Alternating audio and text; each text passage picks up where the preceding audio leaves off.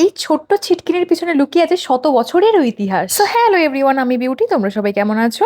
আজ আমি তোমাদের দেখাবো এই সেলের দরজা আর ছিটকিনির ব্যবস্থা। প্রথমে দেখলে হয়তো সাধারণ একটা লক মনে হবে, কিন্তু এর পিছনে লুকিয়ে আছে অনেক ইতিহাস। দেখো দরজাটা কতটা শক্ত আর মজবুত করে তৈরি করা হয়েছে। আর এই যে ছিটকিনিটা দেখছো, এটা এমন ভাবে লাগানো ছিল যাতে ভেতরে থাকা বন্দিরা কোনোভাবেই দরজা খুলতে না পারে। দরজা খোলা বন্ধ করার পুরো নিয়ন্ত্রণ থাকতো জেলের কর্তৃপক্ষের হাতে। ভাবতে পারছো এই ছোট্ট সেলের ভিতরে একজন মানুষ একা থাকতেন, বাইরে যাওয়ার স্বাধীনতা নেই, কারোর সঙ্গে কথা বলার সুযোগ নেই, শুধু এই দরজা, চারপাশে ইটের দেয়াল আর উপরে একটা ছোট্ট জানলা। আজ আমরা কয়েক মিনিটের জন্য এই সেলের ভিতরে ঢুকে দেখছি, কিন্তু এক সময় স্বাধীনতা সংগ্রামীরা দিনের পর দিন, মাসের পর মাস এমন পরিবেশে কাটিয়েছেন, সত্যি বলতে এখানে দাঁড়ালেই একটা অদ্ভুত অনুভূতি হয়। এই দরজা আর ছিটকিনি শুধু লোহার কাঠের তৈরি নয়, এগুলো সেই সময়ের কঠিন বাস্তবতার সাক্ষী। কত মানুষ স্বাধীনতার স্বপ্ন দেখতেন, অথচ তাদের জীবন কেটেছে এই ছোট্ট সেলগুলোর মধ্যে। দেখতে সাধারণ লাগলেও এই সেলের প্রতিটি অংশ ইতিহাসের একটা অধ্যায়।